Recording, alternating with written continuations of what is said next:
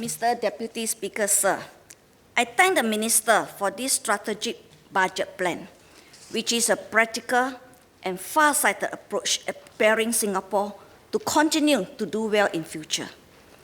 Young Singaporeans in particular will be excited about building their careers, businesses, fulfilling their dreams in the innovative and vibrant economy which the Minister is planning for.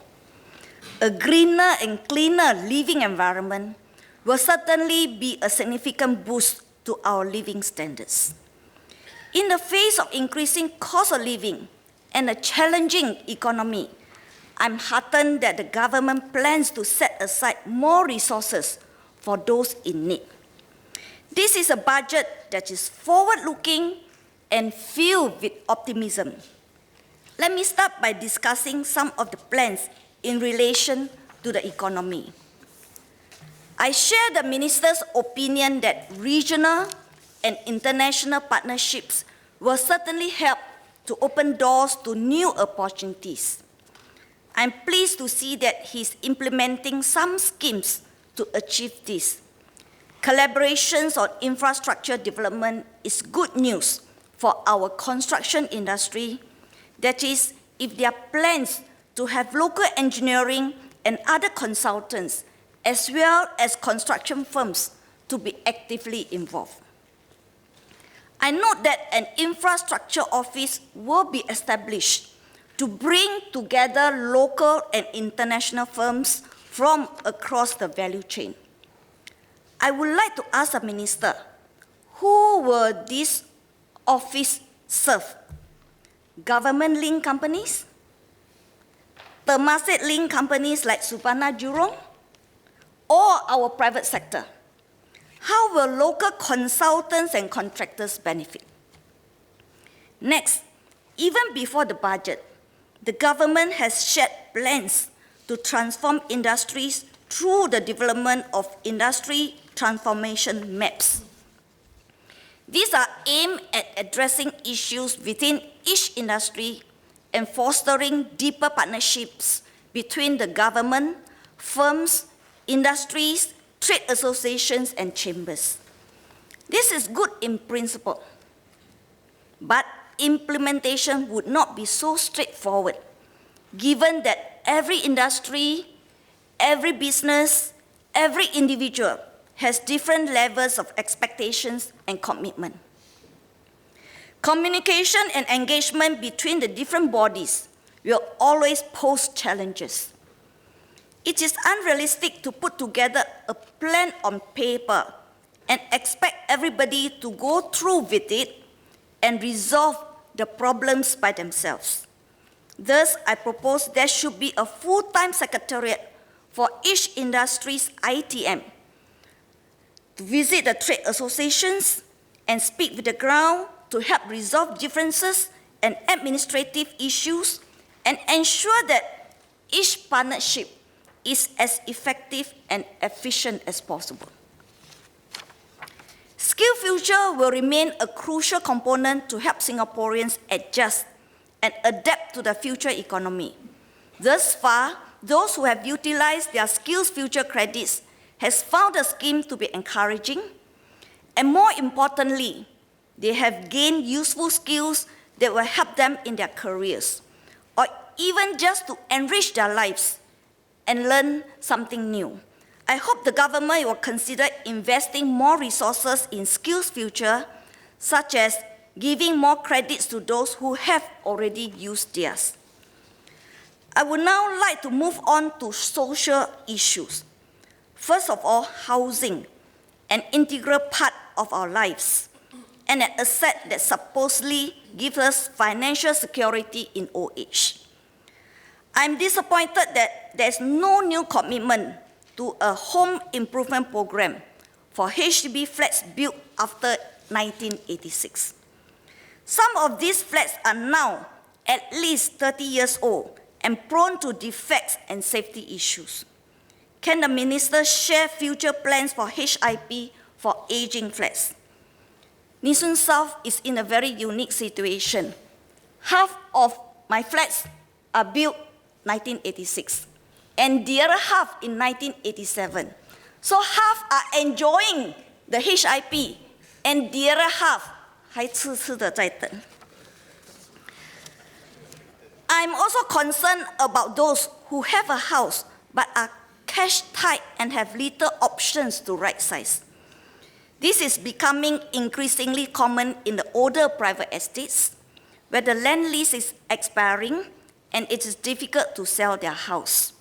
There are also people who live in older HDB flats with a lease of less than 60 years, and they find it very challenging to sell their flats. This is not about monetizing the house, but getting some money from the sales to cover the cost for the next house. As more housing estates start to age, this problem will become more rampant. While there is silver housing scheme for residents who are 55 years old and above, this scheme requires most of the proceeds to be topped up into the CPF and may not meet the needs of all elderly. How does the government intend to address these issues? Next, I would like to ask how the decision to raise the buyer's stamp duty for residential properties above $1 million was derived at. What were the factors that were taken into consideration? The perception from the public is this is just an exercise to take a cut from all the en bloc homeowners. It is likely that these en bloc owners have to buy another apartment to move to, and they will end up being penalized if they buy above $1 million. Rising living costs and inflation are persistent concerns for every country. During my interaction with residents, by and large, residents understand the need for government to raise the GST. However, they worry about businesses profiteering by raising prices excessively and in some cases in advance. Back when it was announced that prices of water would be increased, residents said some businesses took the opportunity to raise prices even before the raise kicked in. I hope the government can look into a task force to ensure commercial entities do not use the GST increase as an excuse to exploit consumers. The government is enhancing various financial support and grants, which will help mitigate the GST increase in some ways. I would like to propose that when deciding on the income eligibility of applicants, we do not be so fixated on the applicant's household income. An applicant may have obtained a new job or wage increase which results in disqualification from a scheme, but he or she may have only obtained that income increase recently and still has many outstanding bills to pay off. I think we should also look at other criteria such as minimum working period. Ultimately, we do not want to end up penalizing people for getting a job or a better paying one.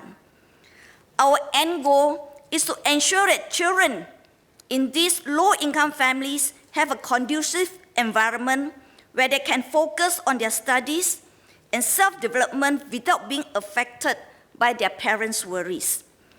Beneficiaries should thus be encouraged to find better means to support their family and not feel worried that they'll be cut off from much-needed financial support once they do so. Speaker Sir, Malay please. Pemerintah baru saja mengumumkan kenaikan GST yang akan dilaksanakan antara 2021 hingga 2025. Namun saya khawatir para peniaga akan mengambil kesempatan untuk menaikkan harga terlebih dahulu dan meraih keuntungan. Ini yang berlaku pada tahun lepas apabila diumumkan kenaikan harga air. Saya berharap pemerintah dapat mengawas untuk memastikan entiti komersial tidak menggunakan kenaikan GST sebagai alasan untuk mengeksploitasi pengguna.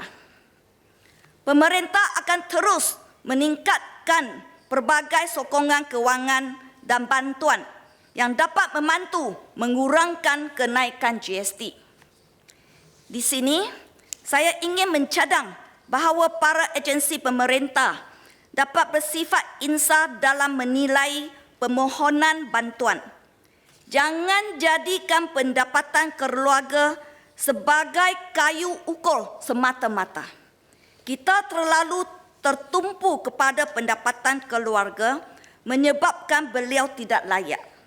Misalnya, seseorang mungkin baru mendapat pekerjaan ataupun kenaikan gaji menyebabkan beliau dia tidak layak. Tetapi, jika kita selidik, beliau harus meluluskan bil-bil yang tertunggak semasa beliau diberhentikan kerja. Saya sarankan selain pendapatan keluarga, kita boleh melihat jangka masa beliau sudah bekerja. Pada akhirnya, kita tidak mahu mendenda seseorang kerana mendapatkan pekerjaan yang lebih baik. Deputy Speaker Sir, Chinese please. 这次的预算案关注老龄化现象，我想借此提出几个相关问题。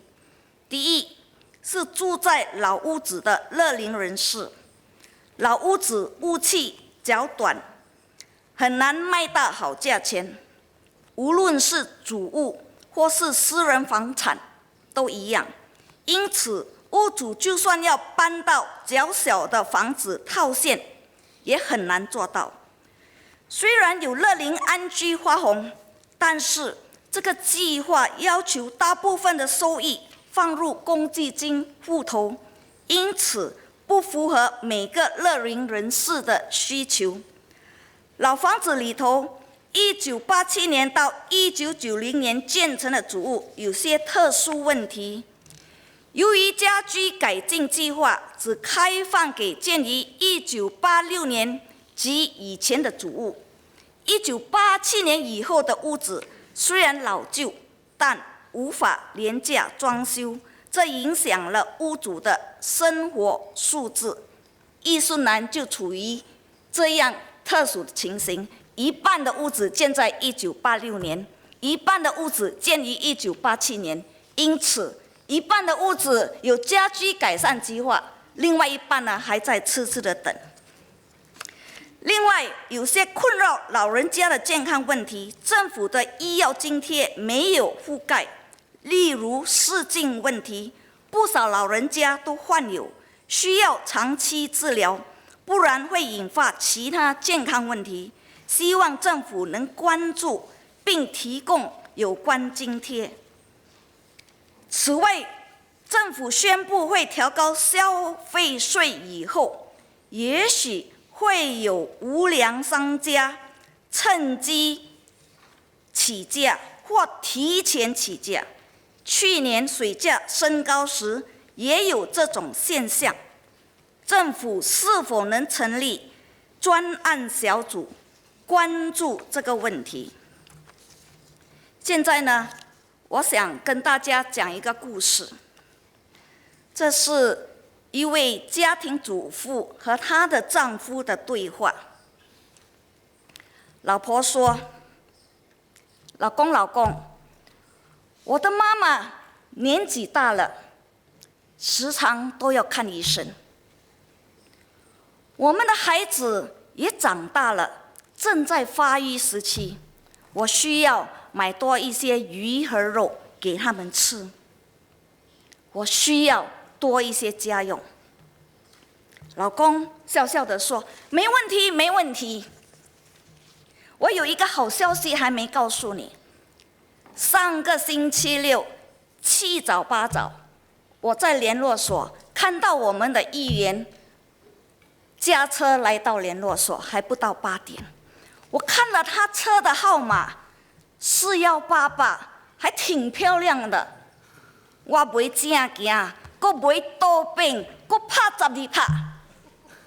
你知道吗？第二天我中了头奖，8481，1块钱赔2000块。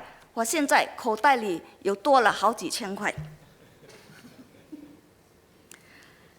那老婆呢，愣了，看着丈夫，然后跟她的丈夫说：“老公，我要的家用是经常性的开支，不是一次性过的。